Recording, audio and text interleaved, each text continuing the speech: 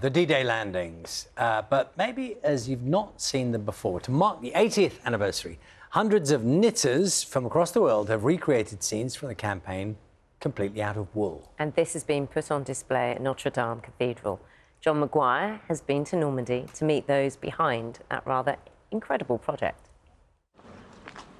In a house in Huisville, a small French village liberated from the Nazis in June 1944, the story of D-Day is being told stitch by stitch. Based on the epic film The Longest Day, there are 80 one-metre-long panels, each depicting a scene from the film.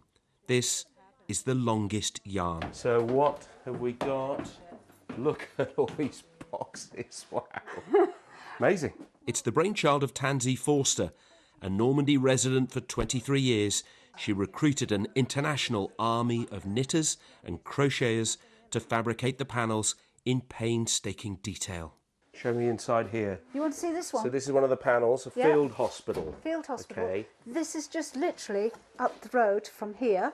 It is the first field hospital just off Utah Beach. Whoa. And it's been made by a lady called Jean Wood. Yeah. And I just love it. Look at the detail here. It's just staggering. I know. You've even got a man here on a drip with all his injuries. In the back there, in the barns, you've got all the German gear. Yeah. This is what she's reproduced in wool, and she's never knitted before. Really? Really. What a baptism of fire.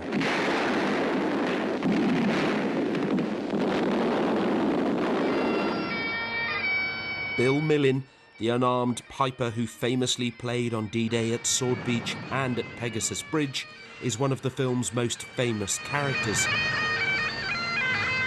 And here, he's been knitted by wool recycled from a favourite jumper that he owned and was donated by his son. Just one example of the detail and the dedication involved. The invading troops, led by Lovett and his personal bagpiper, who, it was often said, annoyed our troops as much as the enemy, lined up and formally marched over Pegasus to continue the fight elsewhere. We first met Robin earlier this year on a multinational conference call, but not content with sending her work from the United States to France unattended, she's travelled to Normandy to ensure the finishing touches are by her own hand. Because my panel, because it's so big, I was afraid to send it through the mail. Probably shouldn't say that. And I didn't know how it was going to cost. So I decided to come to France. And I had some help from some friends, and my daughter was like, "Mom, you have to go." And so I did, and here I am, and I'm thrilled, totally thrilled that I'm here. Elizabeth is a fellow American, and like many of the volunteers, her motivation for getting involved is personal.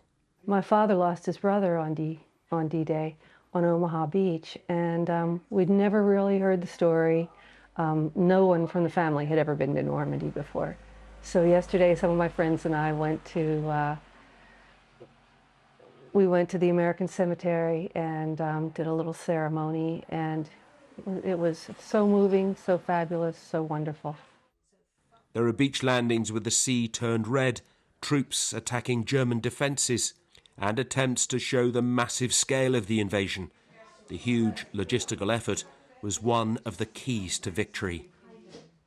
The panels, numbered to represent both the 80 years since D-Day and the 80 days of the Battle of Normandy, are now on display in a large church in Carentan, the scene of a fierce close-quarter battle.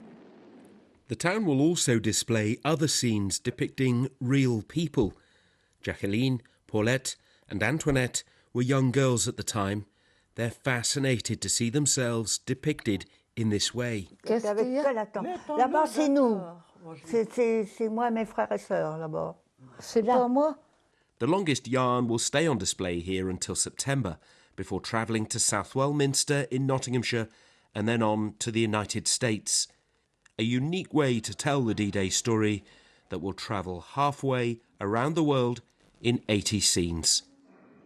John Maguire, BBC News, Normandy. They are so intricate and so detailed.